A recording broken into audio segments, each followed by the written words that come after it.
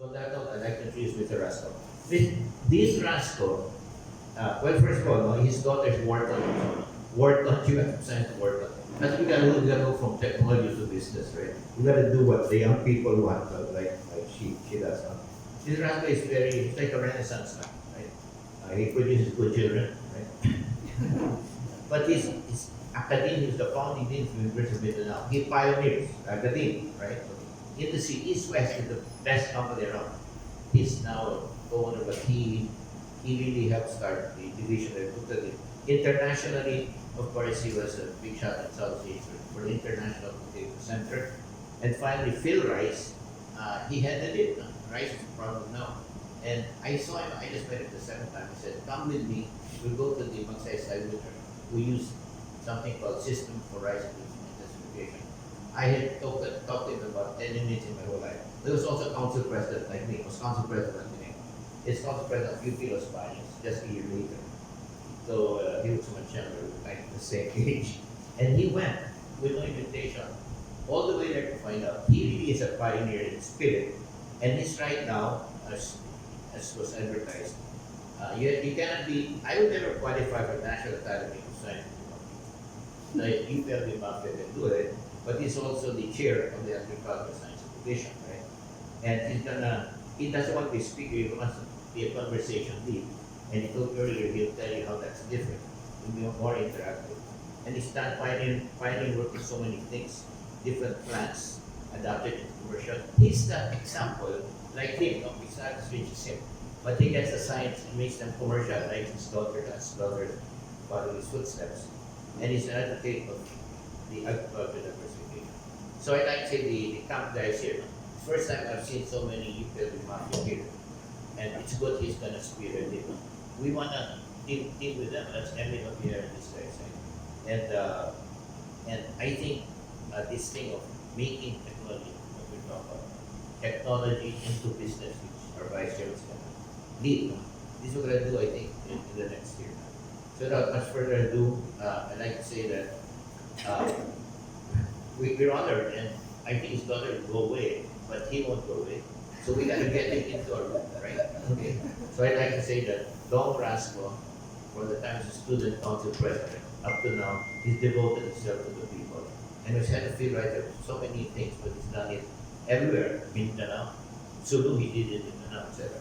So that note, Don, the guy I admire a lot, together with the mafia here, I'd like to turn this mic over to you, and I'd like to say that we're very proud to see you, but we have another thing we're gonna say. We gotta see you later because we need your expertise and experience to guide us to create more jobs for our people.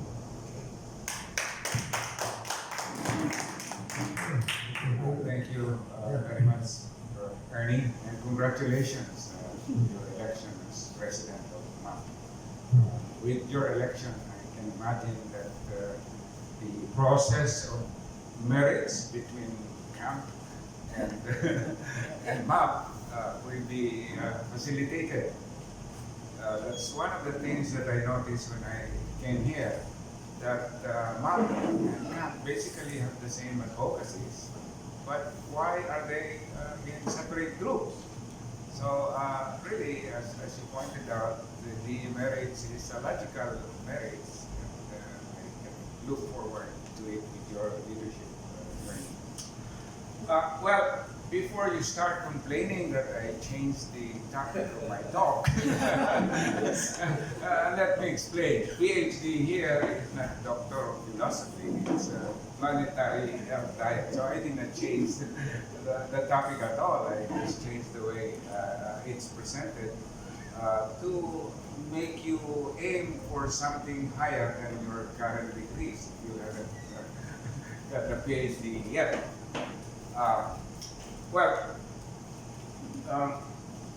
Let me make a few comments first regarding lifespan. I think Ed here mentioned about lifespan.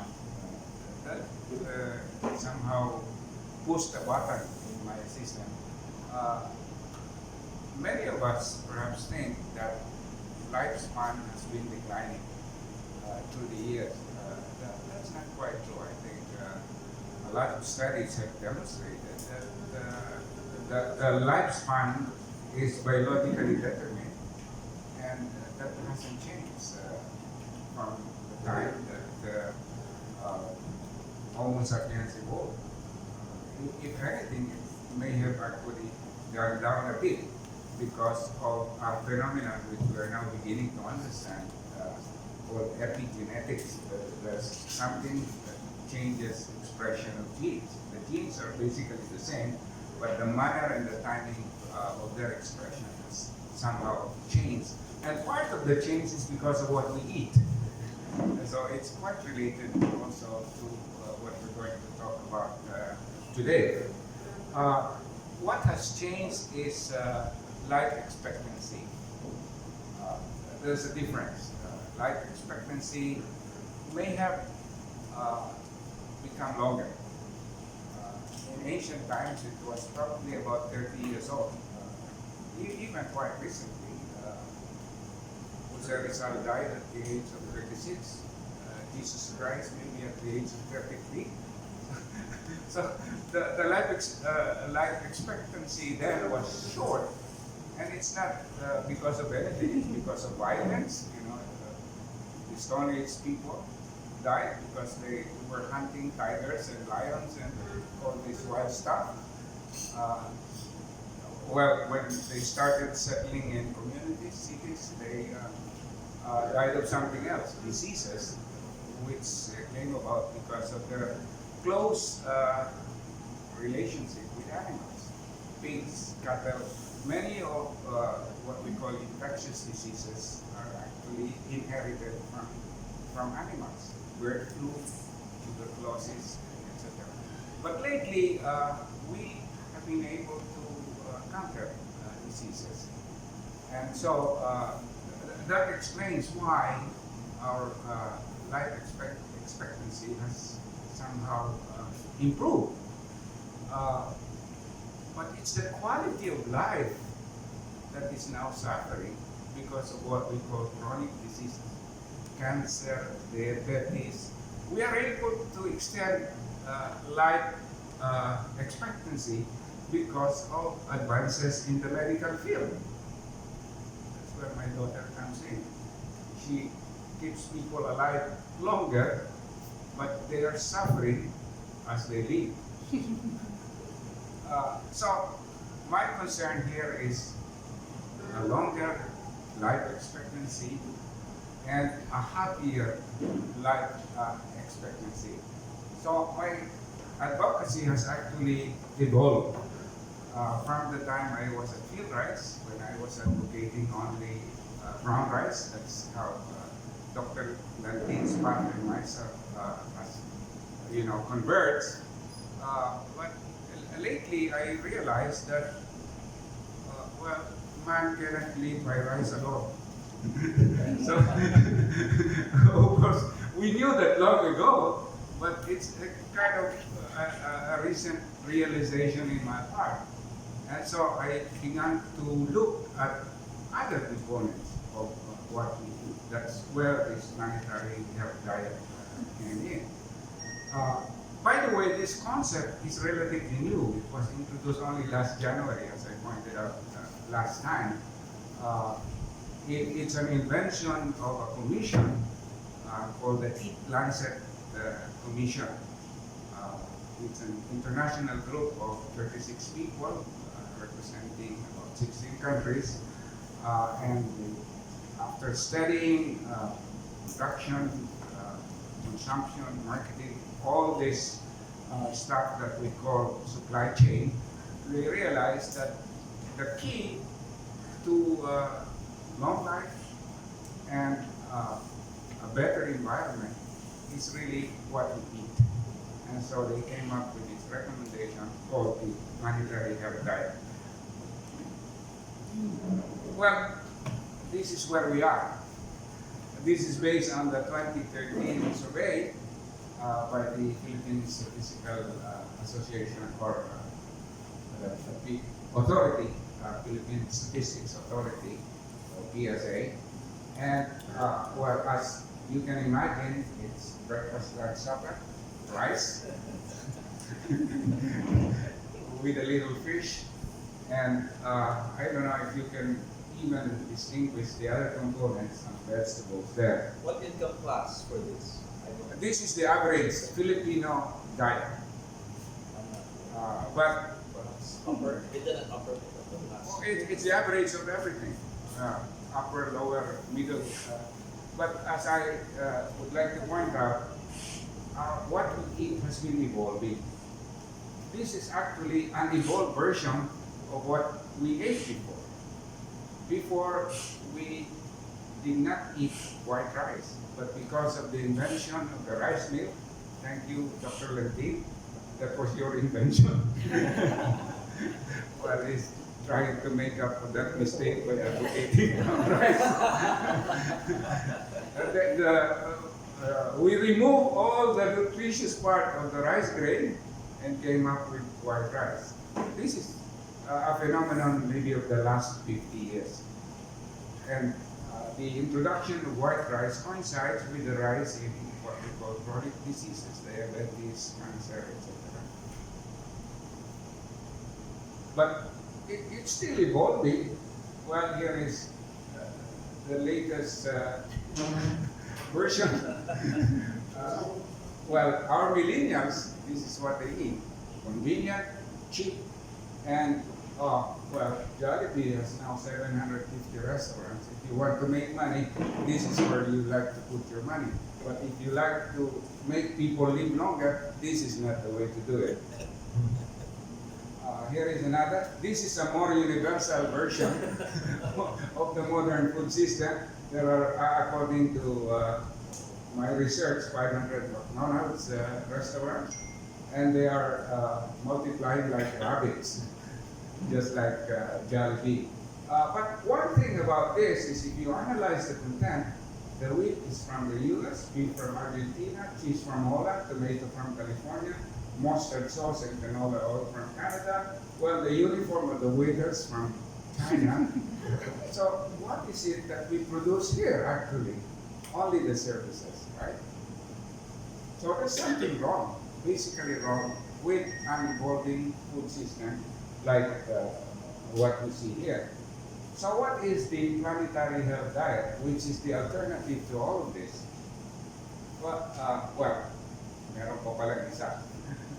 Only rice. This is the latest craze. Well, Filipinos equate rice with food. So unlimited rice means unlimited food to some of us.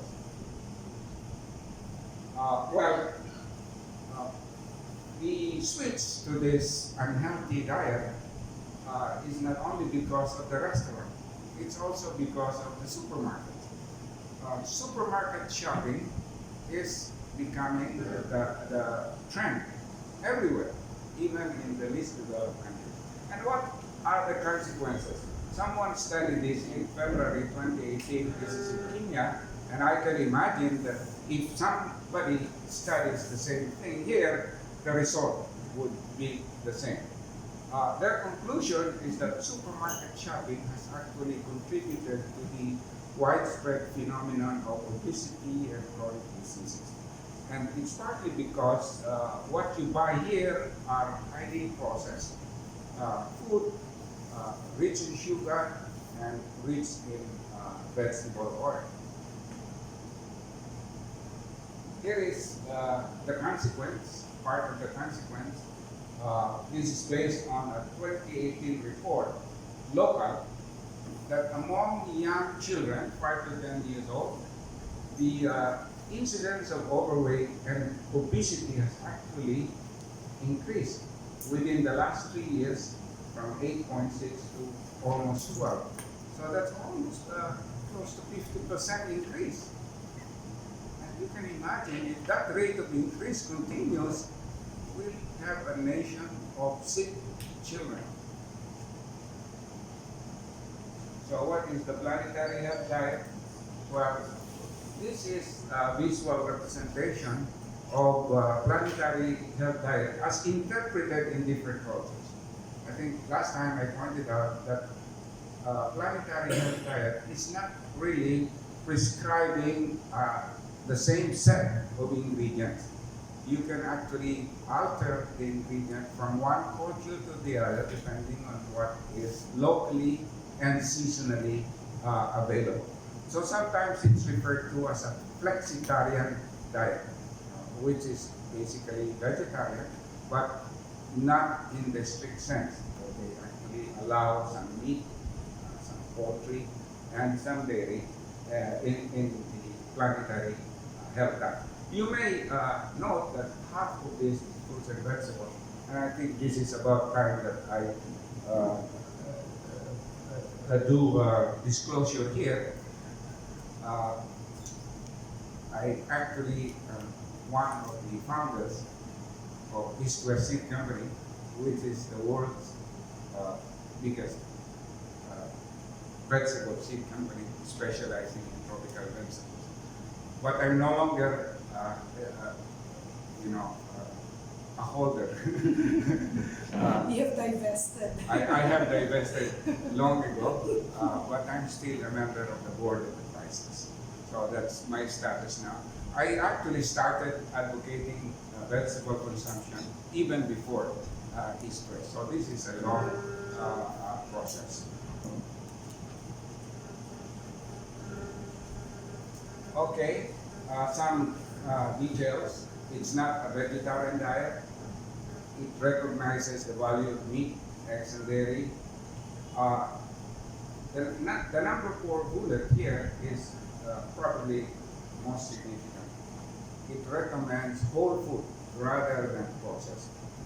So it advocates avoidance of things like hot dog and hamburger, rich in sugar, foods that are rich in sugar. But as I pointed out, it does not prescribe specific set of food ingredients. So if you are in Bicol, you may want to have a planetary health diet composed of gabi or taro, which is a favorite there. Maybe sweet potato. Because sweet potato is resistant to typhoons, it being a low-lying crop, and so on and so forth. Coconut maybe, because there's a lot of coconut in the Bicol region. If you are in Ilocos, then you come up with something different. Saluyot, etc. Well, before I proceed, maybe some words to remember. I flashed this before, but in case you forgot, it's actually 14 words that can keep you alive longer and happier. The first one I actually borrowed from Michael Pollan, who is a very famous food advocate. 7 words: eat food, not too much, mostly plant. Remember that? I think your life expectancy will be increased. And the second one I invented myself: eat local food that is in season. Okay, so what are the consequences? Well, for those in government who are obsessed with keeping themselves elected by making people happy, eating rice, their problem will be solved forever because people will be wanting and eating less rice. So it will be easier to achieve rice efficiency with lower consumption. Second, among the farmers, since rice farmers will not be making too much money from rice, they'll be forced to shift to more profitable crops like vegetable, fruits, or even livestock. To the consumers, well, we will live a long and happy life. Social impact, I think our group is really concerned about social impact. I was listening to your advocacies. All of them point to your desire to make an impact as far as this problem of inequality is concerned. And lastly, environment. Rice, which is the predominant crop today, contributes a lot to global warming because the anaerobic environment, the watery environment of the rice crop is very favorable for production of methane methane and nitrous oxide, both of which are more potent, 50 times more potent than CO2 as far as the impact of global warming is concerned. We also will be addressing resource depletion and pollution, all of which come from growing rice. So the next question is, okay, we like a planetary health diet. How do we achieve the transition from what we have today to the planetary health diet? Well, my thesis is this: everything will have to start from us, for sure. The farmers cannot start it on their own, because if they produce a lot of fruits and vegetables, there will be no buyers because we don't eat a lot of it. So it will have to start from the consumer. But how do we start it with consumers? Well, let's look at the captive consumer. That's why I said target institutional users such as hospitals, schools, prisons. Well, prisoners will have no choice, right? And canteens in workplaces. This is easily doable. We manage to convince people who are heading these institutions. Maybe the free lunch, the free meals may constitute of the planetary health diet. In some cities and municipalities, they have already started mandating lower rice consumption by passing an ordinance which compels restaurants to offer half rice in the menu. Quezon City, I think, is one of these cities that have passed this ordinance. The chefs must be involved. If you've been traveling, you notice that there's a lot of variety of fruits and vegetables offered even in neighboring countries like Vietnam, Thailand, Cambodia, Indonesia. But here, when you talk about vegetables, there are only two dishes: chop suey and pakbet. Every restaurant, well, not even every restaurant, some restaurants who offer vegetables only have these two dishes in the menu. So how can you convince people to eat vegetables if the menu is that monotonous, so boring? Lastly, there has to be some incentives for supermarkets and even fast food chains like Jollibee to offer a more diverse dish rich in vegetables. I don't know if any one of you is involved in Jollibee here.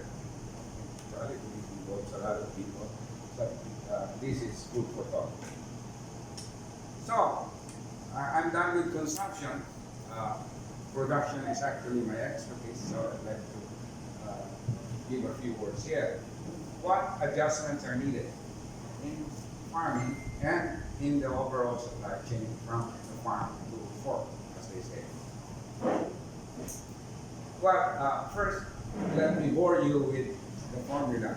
How do we figure out what to produce and how much to produce? The formula is simple.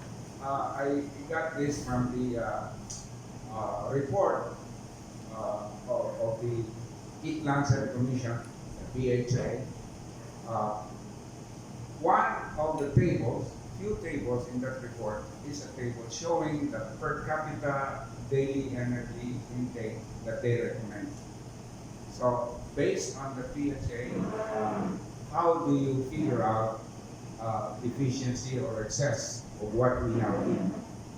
So you subtract the per capita daily energy intake based on the Philippine Statistical Authority survey. This is what we actually eat. So the difference is either an excess, we are eating too much compared to PHA, or we are eating too little based on the PHA. Confusing kasi you say PHA, you say PSA.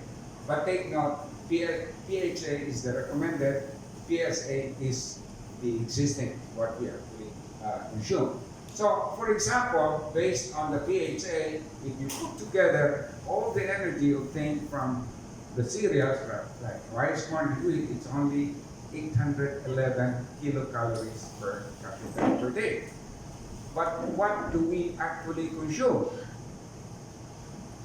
We consume 1,275. So the excess is 36%, meaning we can reduce rice consumption by 36% and be healthier. That's what is bigger saying. So I made the same calculations for every major nutrient group, like vegetables, fruits, dairy, meat, and came up with a table actually showing what proportion of every major food crop or livestock our agriculture should be producing.